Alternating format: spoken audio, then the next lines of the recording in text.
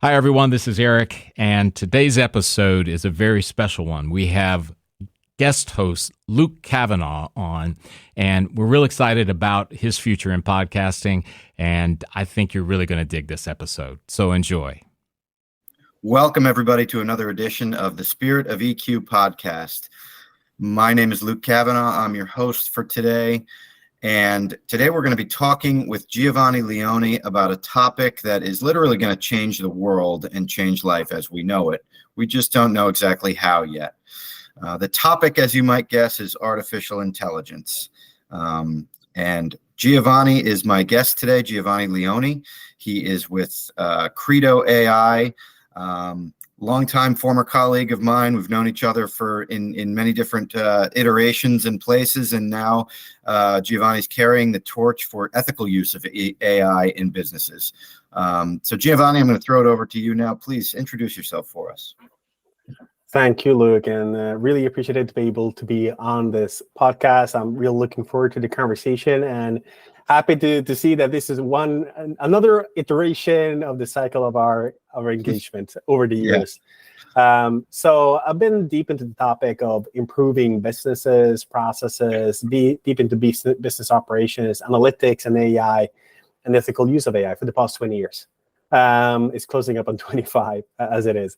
And one thing that has why I've been engaging in the topic of how to improve business with data and how to be able to bring in the human perspective has been that we can create such great efficiencies and better products and better services with the use of data and AI. But as you get close and understand how that is being used in organizations, it becomes a higher realization that it needs also to cater for the impact it has on humans and society, both within the organization and how it impacts the world around us. And we're starting to see an increased need as the increased use of AI comes across society, not only in our smartphones and through smart products and services, or the use of Chat GPT, but actually fundamentally change of how we businesses and organizations function. The interest and demand of saying how do we also cater for the demands that technology should serve good, not only creating efficiency, but also positive impact on people and society. So happy to be on this conversation today with you to kind of delve into these topics in multiple dimensions. Yeah, that's great. Thanks for the introduction, Giovanni. And I want to make sure we don't miss, just tell us in a couple of words, Credo AI. What does Credo AI do, and what's your role there in that company? Yes. So Credo AI is a software company providing a SaaS platform for responsible AI governance to support organizations to bring in their frameworks that are relevant to steer AI and govern AI.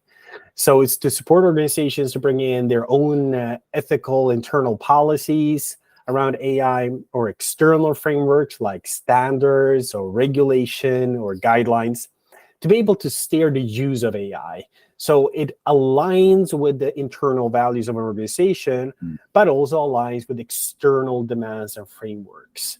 And that's something that is it's a complex topic, while it's also quite straightforward that there's always a need to steer technology and how it's used. The only difference is that the platform that we provide is to support that across organizations, and it's quite novel technology. And my role there is head of business strategy and development.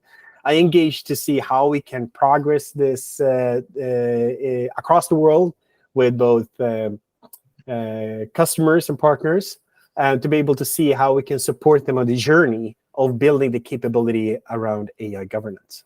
Yeah, that's great. Yeah, so you're doing real work around ethical use of artificial intelligence right now, today, which is fantastic. With the way you frame it, to me, it's and this is really what we're going to talk about today, is not really, what's AI. It's not an attempt to go into all the things that AI might be in the future. We'll talk a little bit about that, but it's really about trying to think about the change process that people are going to go through, that businesses are going to have to go through, and how we can turn that into potentially a positive change process, right? Because when you talk about, the need for the use of AI to align with company values, I think when you think about the magnitude of the change that AI will bring, that's really, to me, sounds like an opportunity to kind of reframe the role of values even in business operations, and how beneficial businesses really are to the people that work for them and their experience there. So it's a great opportunity. So let's step back here now. I introduced this as saying AI is something that's going to change the world as we know it, right? And life on Earth, and we don't know exactly how. I thought we've been talking about having this conversation for a few weeks now, so I've thought about what's the first question I should ask Giovanni, and I'm still honestly not sure what the first question is. And metaphorically, I think that's a good thing to kind of admit. It's like, I don't really know where to start. And the whole, to me, I mean, I think to the average person who, my familiarity with AI is I've dabbled in Chat GPT. I would think that's probably the average, maybe the average person's familiarity with AI, or maybe I'm even, I don't know. Would you say I'm even in the early majority, having dabbled with Chat GPT at all? I would say so. Yeah. And I would say so. And I think that our experience of AI is both early but also widely used. Most people are in some way directly or indirectly in contact with smartphones.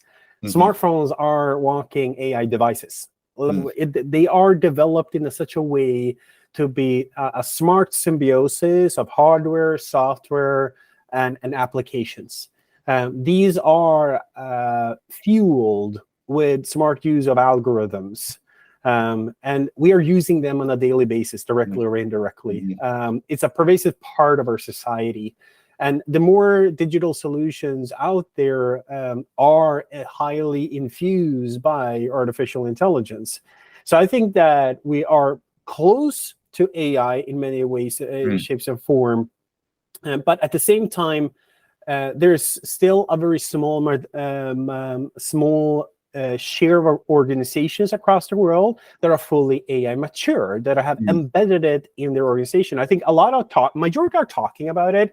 Majority are wanting to start their journey on how to use it and embed it in their organizations. But as was stated by the last earnings call by Accenture, their perception is that only 10% of organizations are AI mature as of today. Okay. So we're still in the beginning of full adoption of using this technology as organizations. We're meeting AI as products and services. But I think kind of where to start off this conversation, I think one need to acknowledge that, as with most technologies, whether that has been electricity or it has been computers, the pervasiveness of AI will come everywhere where we have digital products and solutions. It's just a matter of time when that becomes the fact. So the question is rather, how do we want that to look like? How do we want to be able to use that? And if there's no limitations to the speed of use or the efficiency to use something of a digital product or service, what do we want that to look like? Because I think that's maybe been one of the challenges we've seen over the course of the at least the last 10 years that I've been into this topic specifically, is that it's been hard to have a conversation like, okay, let's imagine that we can develop products and services in whatever shape or form we want. How do we want that to look like? What requirements do we have on that? The use of data and algorithms, and what is the human experience that we want to look for? So I think that kind of the giving space for that kind of discussion Also, then kind of really caters for, okay, how do we avoid it going in the wrong direction? How do we avoid it creating negative impact? And how do we cater for the redesign of organizations and way of working or way of products and services going forward? Let's zero in then on, because so what you've said so far is we actually are swimming in a sea of AI already, most of us, right? With iPhones and all those kinds of things and Alexas, and but somehow the moment that we're in right now, where Chat GPT, I think you've called it what, a hype cycle, or is that what you called it before? I've never heard that term before. In our earlier conversation, just for the audience, you called it a hype cycle. So what leap forward does Chat GPT represent right now in AI? I would say that whom I believe have framed it absolutely best was the former chief decision officer at Google, Cassie Kosyrov. She framed it as that ChatGPT was less of a revolution in AI because the use of transformers, which is the underlying technology, and the use of large language models, which had been around for a couple of years before last November, wasn't the big thing. The big thing was the user experience of being able for anyone to just ask questions or provide large amounts of text and get something rather intelligently back. And being able to have a user experience that we haven't had in the same way before. And I think this really pinpoints the key point here, that you can have as smart technology as possible. We can kind of get really excited about it, but it will not create a shifting change until it meets humans where they need it to be. So right now, during the past year, we've had excitement, all this user experience fueled by AI, large language models, and generative AI being able to both generate text and code and imagery. It's been exciting. Where we're going to go through now is a phase of figuring out how can we use this? How does this fit into our way of working or product and services going forward? So we will go into a kind of an exploration of that. We'll meet hurdles where it doesn't work, or there is not enough data to do things, or it's not relevant enough, or they can't find a user interface that makes sense. And then we'll come into the next cycle, which is where this is adopted at scale, where we'll see a shift of tasks. We'll see new products and services. We'll see a change on the demands we have on colleagues and coworkers that are working with data and AI as an augmenter instead of just using it as a tool on the side. So we come to the change of, so if I had to say, imagining what you know about AI, you know more than the average person right now, but you still don't have a crystal ball that can predict the future, right? But if you were guessing, if I had to really put pressure on you right now and say 3 to 5 years from now, let's imagine, more organizations are, as you say, AI mature, or this is really kind of much more embedded in everyday life. What are 2 or 3 areas of real big change that's gonna impact humans who are in the workforce today? What would you guess? I would guess that there's 3 fields of areas where we'll see a fundamental shift, which some of them will be maybe not seen by the many, and some will be seen by the broader society. How customer interactions and marketing will be done going forward will be more or less completely automated. In the way that we experience, let's say, customer service or customer guidance in an online, but also in a physical environment where we are going through a retail shopping experience or wanting to have support or help with a buying process. that will be completely automized over time. And that can go as fast as 3 to 5 years. It may be so that we have already reached peak people in retail.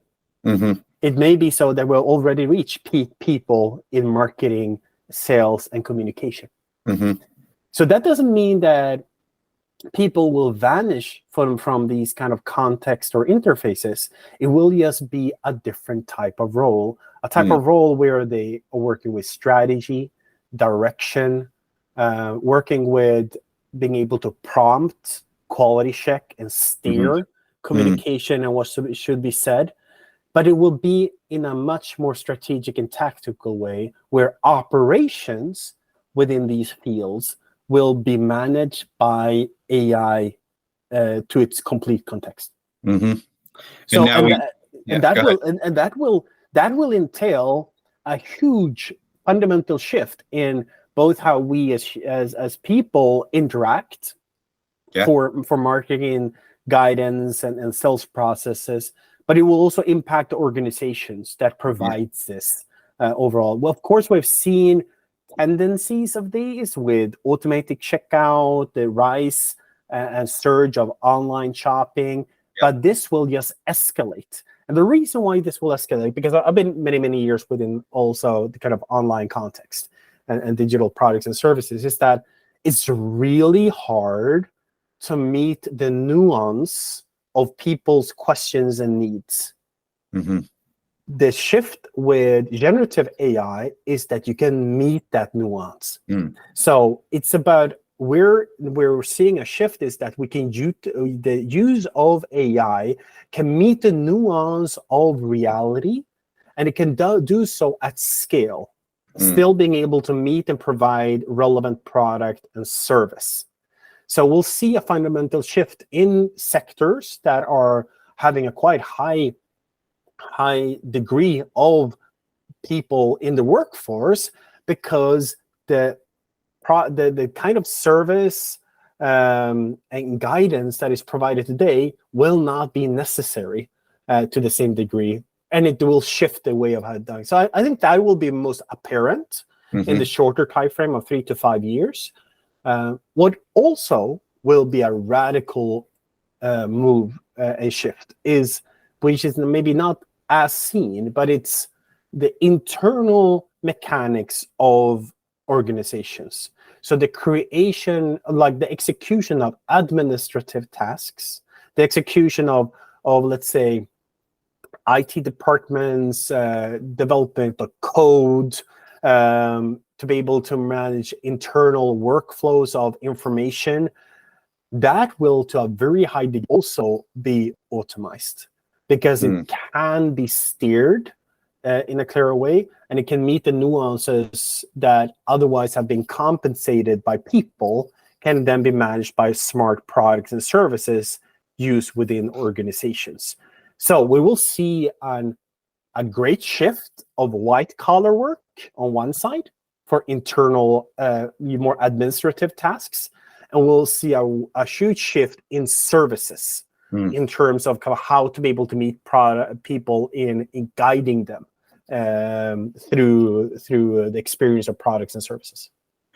Yeah, so you talked about, I mean, two areas there. The two areas that you talked about, that is, I think just here in the United States, it's literally tens of millions of people whose everyday work tasks are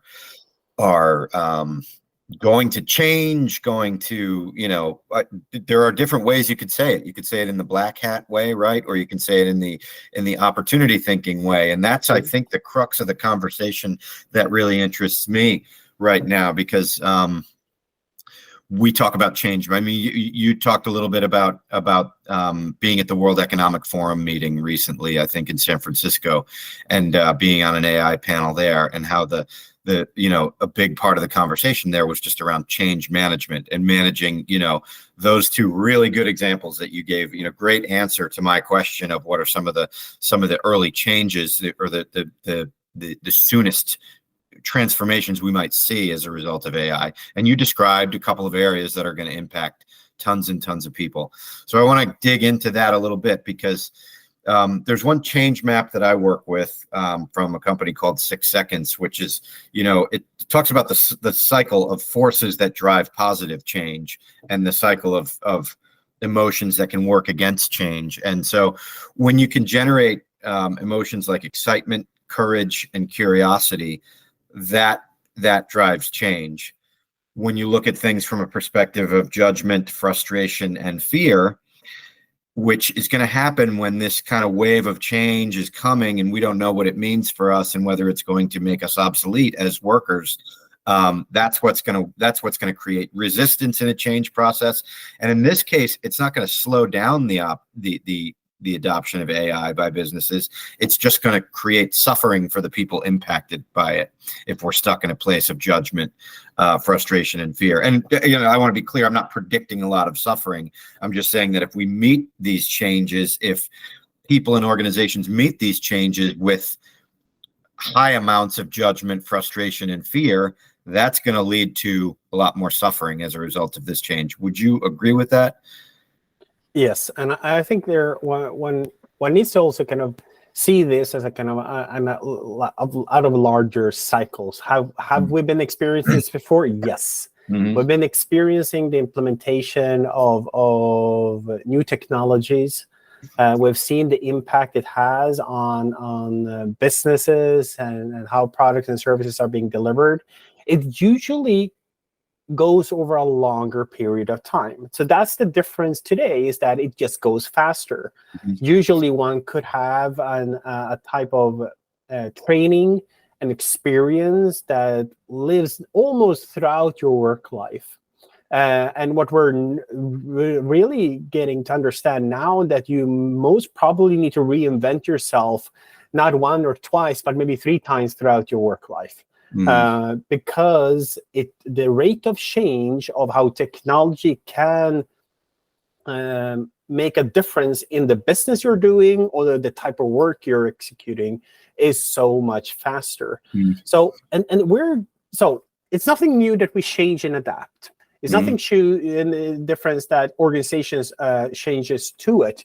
What I think is maybe the risk, as I see it, is that we'll have a few organizations that are proactive. They are actively engaging their workforce. They're actively upskilling, reskilling. They're actively working with process development, seeing how technology will be enabled. They're redefining the ways of working. They are figuring out the new interfaces with technology. They're reinventing themselves. And they're doing that actively because they understand that they need to be a part of the change rather than waiting for it to kind of blow over. And then we'll have the organizations. So the foremost organizations, they're doing so to be relevant over time. And it, of course, demands a lot of investment and a very conscious approach of seeing how does the new future look like for them as an organization and for their coworkers. The later the organizations that are more passive, they maybe have been successful in their line of business for decades. They've been have maybe excellent profits as of now. They have an excellently kind of competent workforce, and they see that as it has worked, it will continue to work. And if things changes, they will have time to adapt. If they wait, because of the rate of change, they could come to a position where their competitors are delivering products and services that are better and 10 times of the cost base. And then suddenly those that have waited will not have years to be able to change an organization, but quarters. And what happens usually then when the constraint of time comes is that then you'll have impact on efficiency because change takes time. And you will have impact with people not being geared up to have the relevant skills and the relevant tool sets to be able to go through that change in just a few quarters. Yeah. And with that, we have negative consequences. So change will come, change will happen. It's more about how do you proactively work with it to not come in that laggard situation where you'll find disruption and negative consequences because you just need to do it so fast to at all stay in the market. Yeah.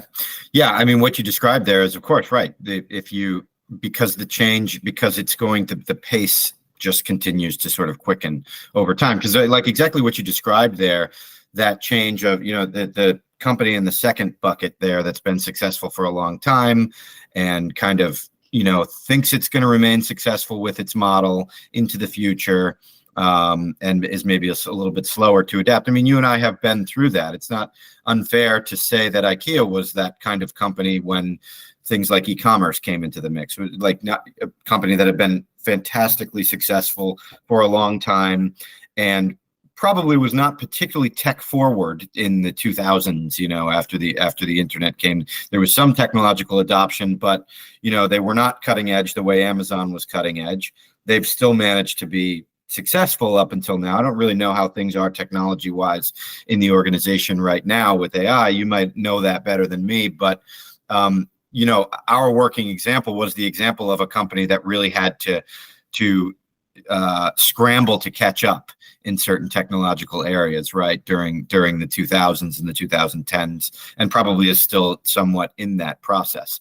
And I think what I hear you saying is that's an even higher risk approach now for any company, right, is to just kind of take the wait and see approach, because the wave's just going to probably hit you so hard where, as you say, you're going to have quarters to catch up, not years to catch up. And that just might not be feasible. And then when I think about the human impact of that, the kind of just emotional suffering that will bring to people that are inside of those organizations, it's not the only impact that would have.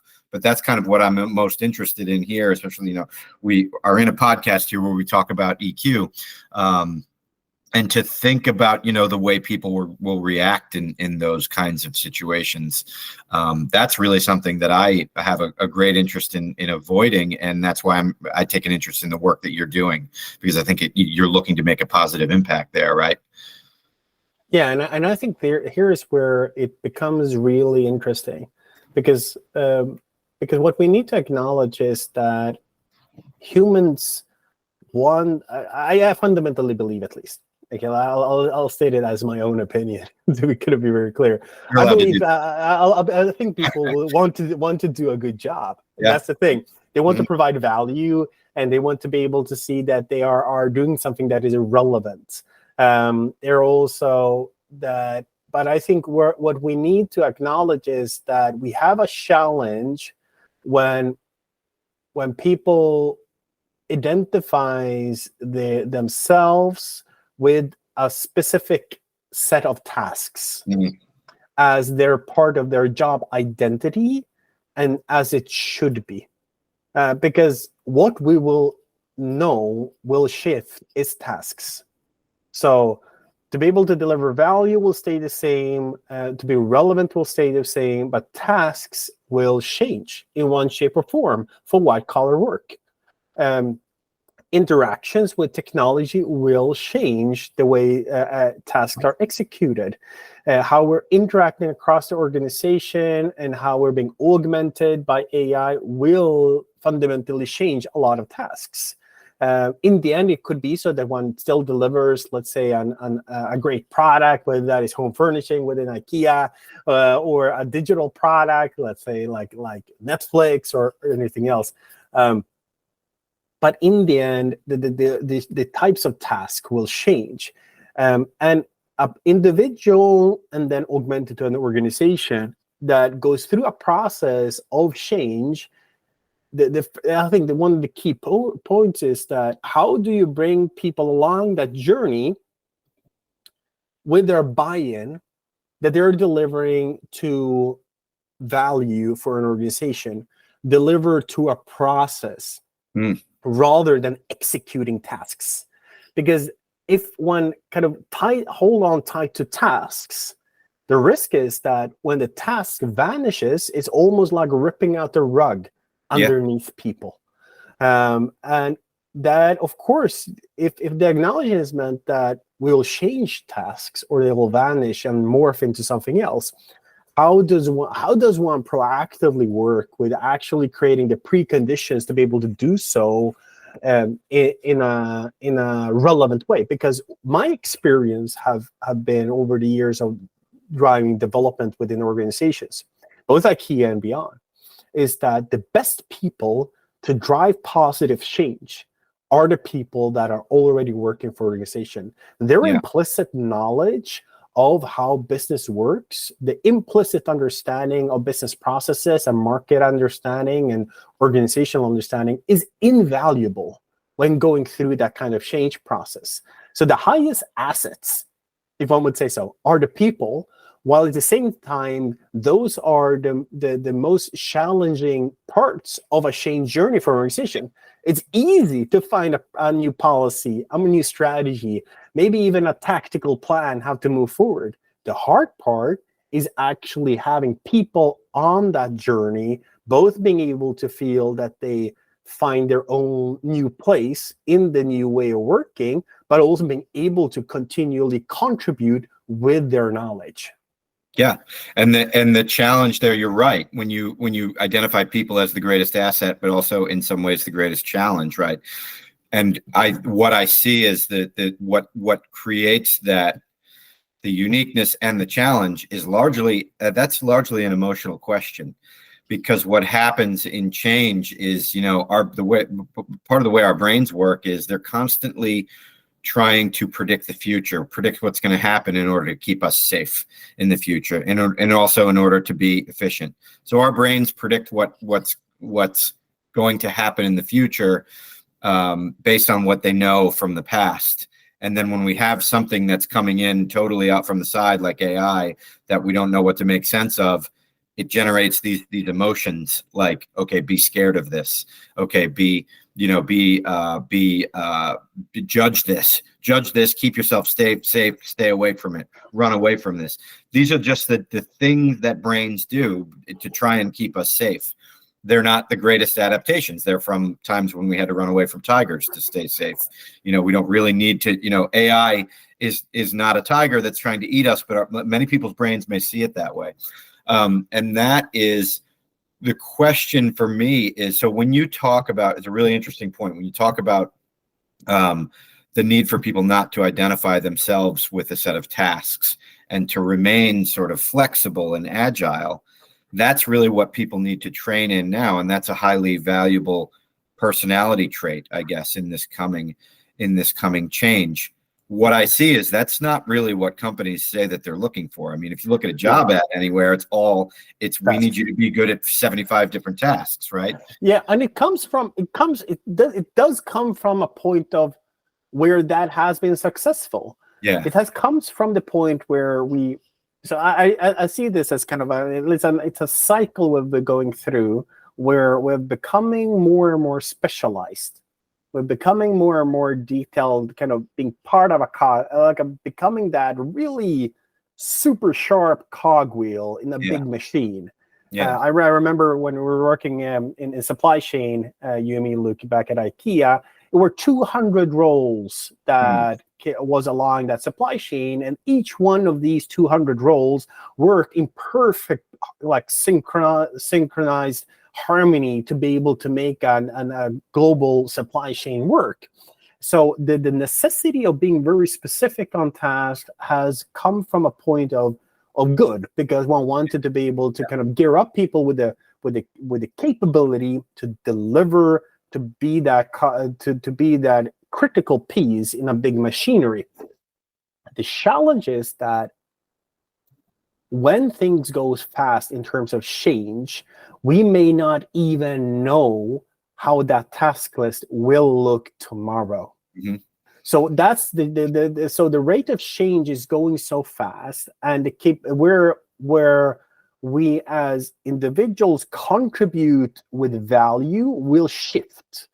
So keeping on the same kind of approach of being detailed with tasks is actually suboptimal, because we're not gearing up people with the right preconditions, because we're actually stating something that is not really factual, because the task necessary for tomorrow or next year will be different.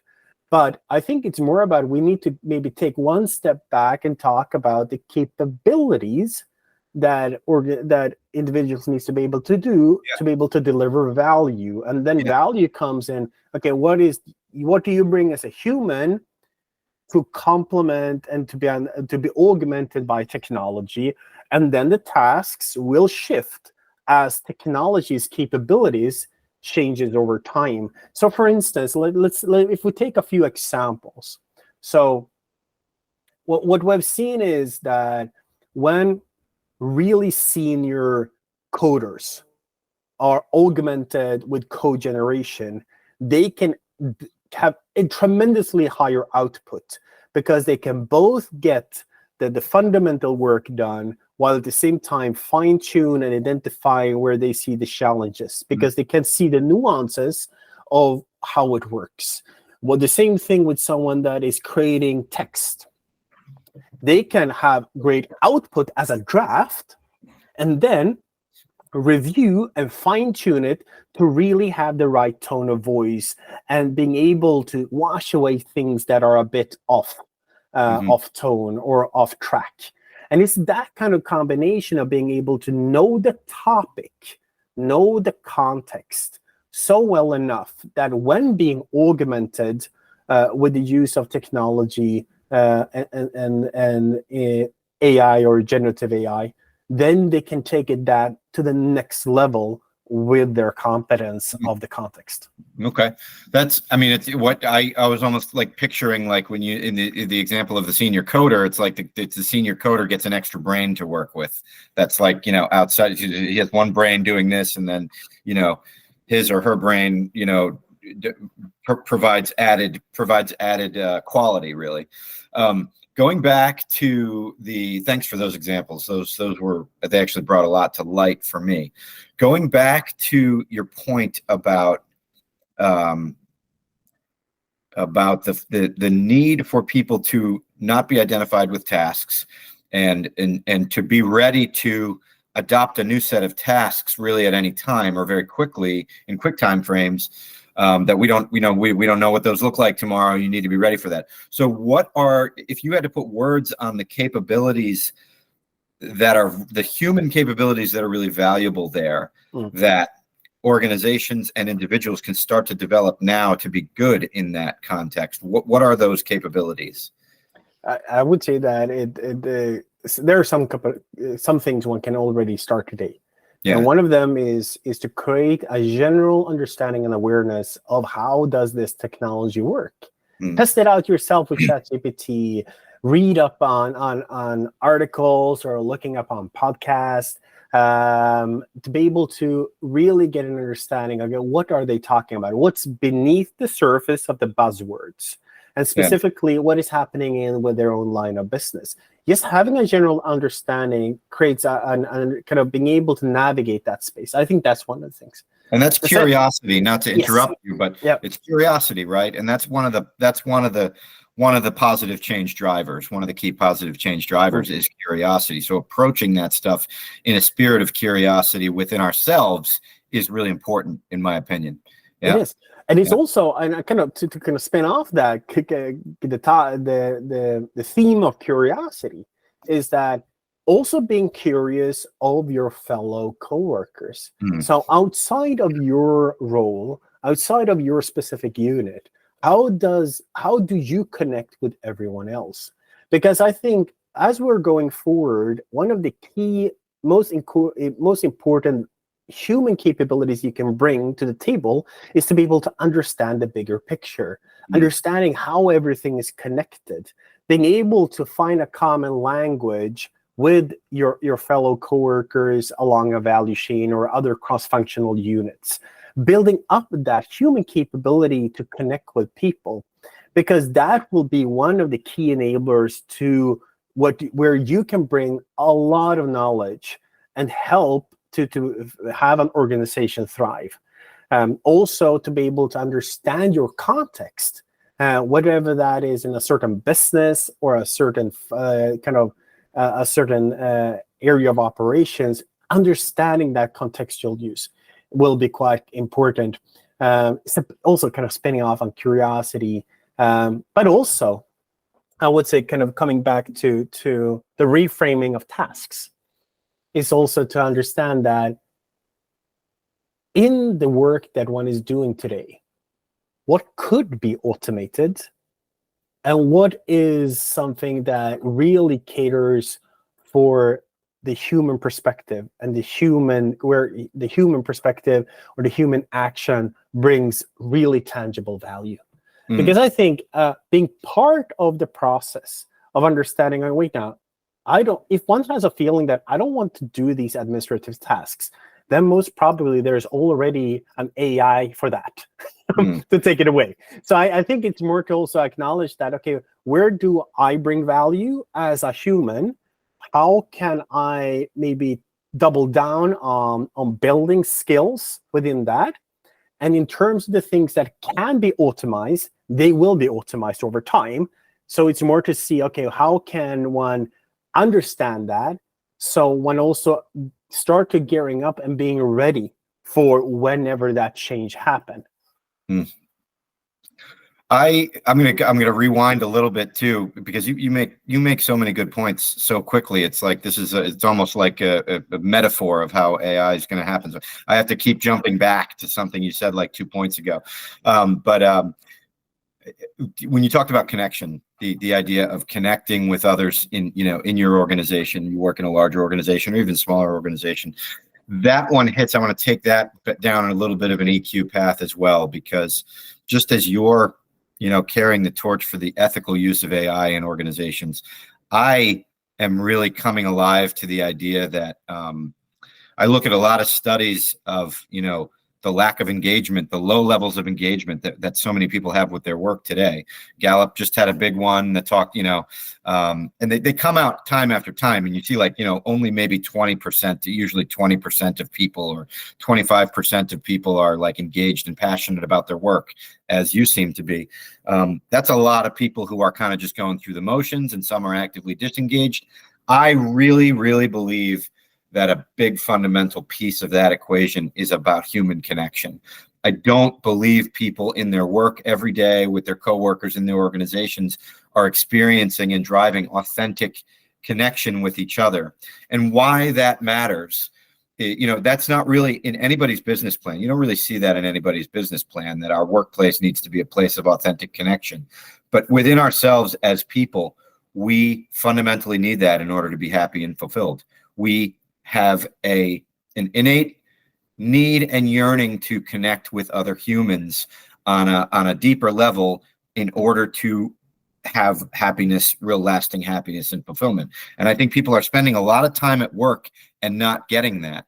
So why I feel like you see connecting with other people as an opportunity to prepare yourself for the coming change of AI, that's like almost, to me, I'm like, what an opportunity. And I love that you see it that way. Do you follow what I'm saying there? Yeah. And I think this is backed up by research that I've done both within enterprises like Google. How do you create like really great teams, or within other digital, more kind of front-runner organizations, how do you deliver great products? And where it comes down to is that you need to have the diversity of thought. You need to have the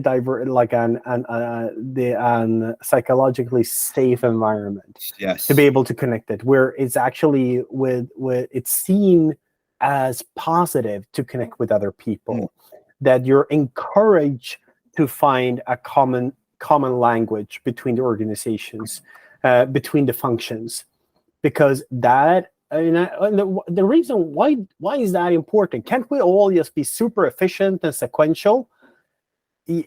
In a perfect machinery where everything is predicted and predictable, that works fine. But in a rate of change that is very high, and the value an organization has is how well it works on a totality, it is critical for people cross-functionally to understand each other. Yeah. And I think here's kind of where the piece is, that we're seeing a paradigm shift, that because of the higher rate of change, we need to be able to understand that complete picture. We need to be able to connect as humans to see where can we improve processes. Like, for instance, if you introduce an AI use of administrative processes in one piece of the business, but the other piece of the business keep on doing what they've always done, you will lose the complete impact of efficiency. Yeah. So it will get lost. But while if you combine, let's say, the kind of like the cross-functional work where you make use of technology, everyone speaks the same language, one has that kind of a common purpose and ambition to drive change, then that leads also to sustainable change for the organization. At the same time, they can feel that they are part of a bigger picture. Yeah. They feel that they can have more commitment because they're contributing to a bigger total. But let us also to not make this all rosy, is that it is so hard.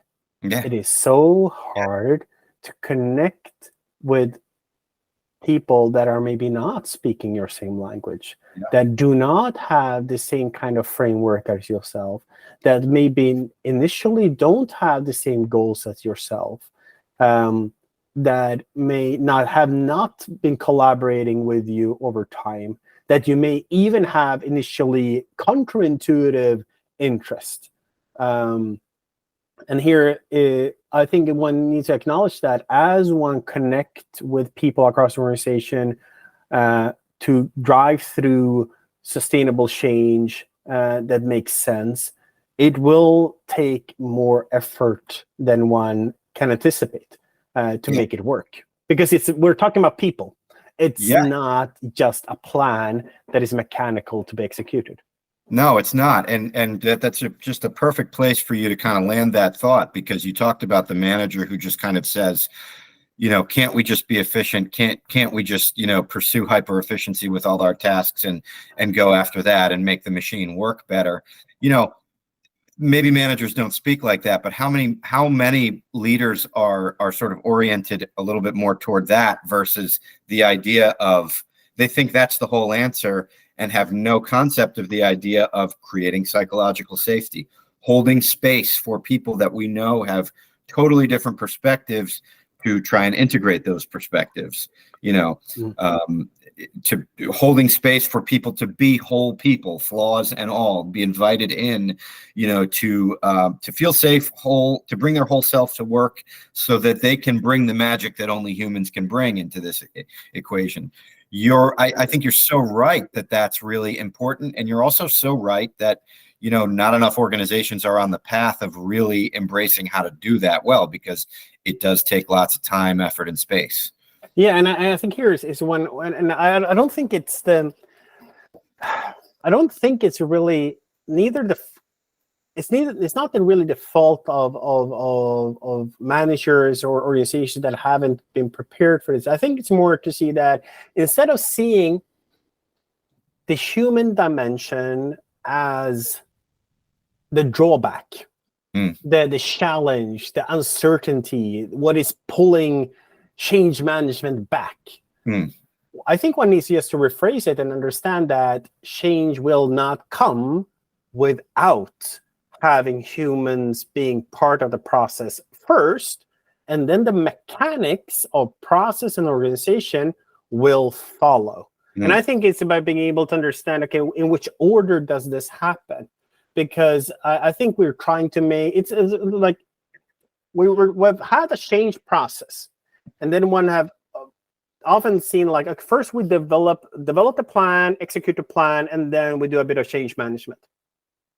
And now when implementing advanced technology that will have fundamental different impact on tasks, then one can't really follow that line apart, because the part of human is so radically have a radical effect. So you need to start with human, aligning on kind of the human ambitions, aligning where that future looks like, then embedding them in the process of change, with the plan and the execution of it, and with that you actually can have them on board also towards the end. I love it. I love the phrase "start with human," because that's really important. So okay, so final question here before we kind of steer the ship into port. which could be tricky here. I because I said you said you're in the middle of a big storm there in Sweden right now, right? So, but it doesn't seem like that in our conversation.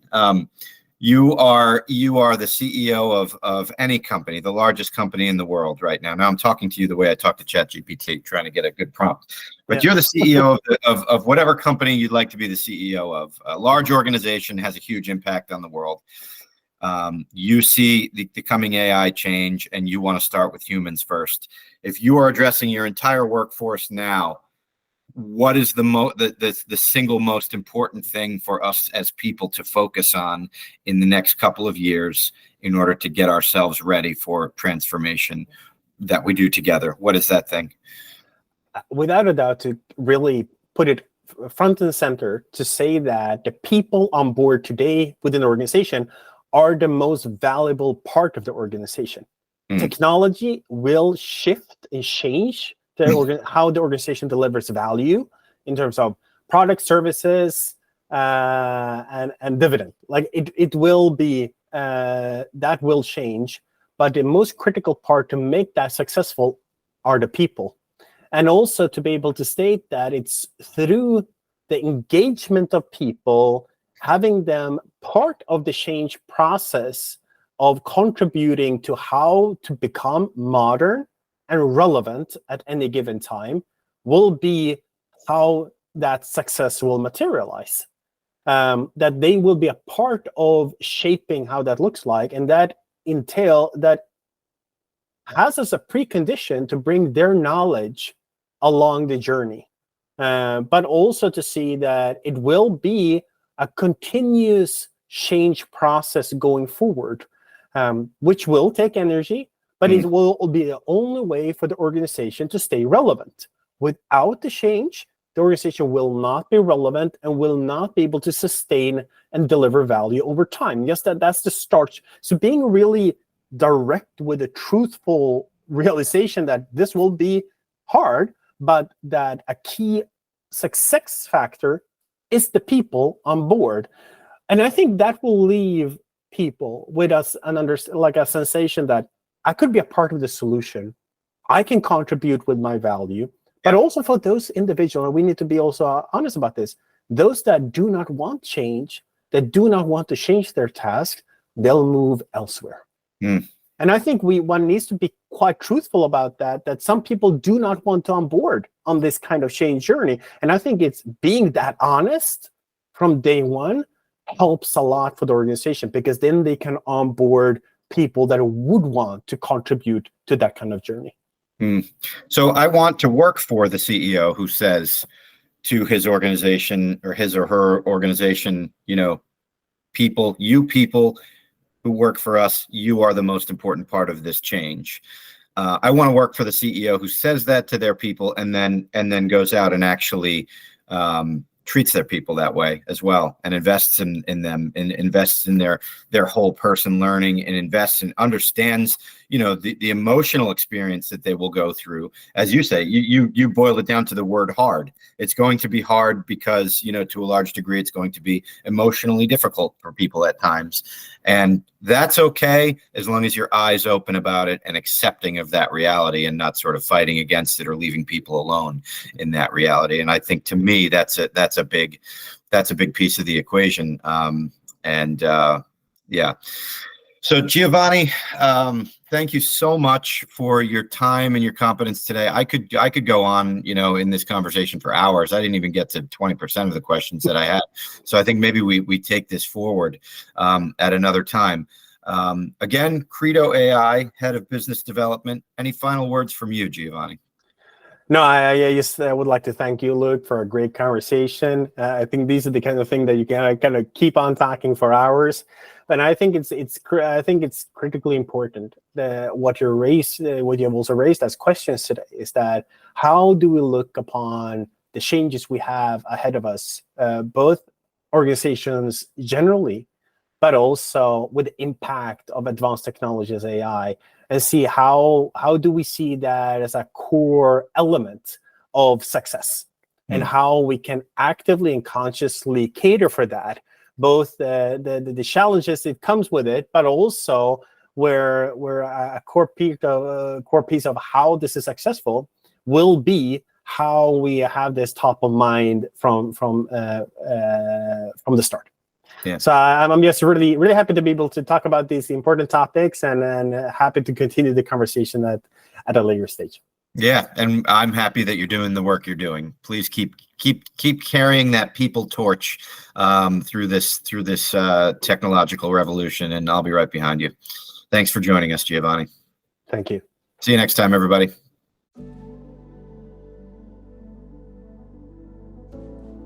Hi, everyone. This is Eric again. A couple of things as we've ended the show. We hope you enjoyed it. Hopefully, you're tuning in on a regular basis. We'd love it if you would give us a great review on whatever platform you're listening to the podcast. It's so appreciative and helps us as we try to get more exposure for the work we do and the episodes that we publish. And we're grateful to you as a listener. The second thing is, just remember, our content is for educational purposes only. It's not intended by any stretch to diagnose or to treat anything that may be occurring in your life or anyone else's life that you may be connected to through the podcast. But once again, we appreciate you tuning in to the shows. And as always, we look forward to the next time that we're together. Take care.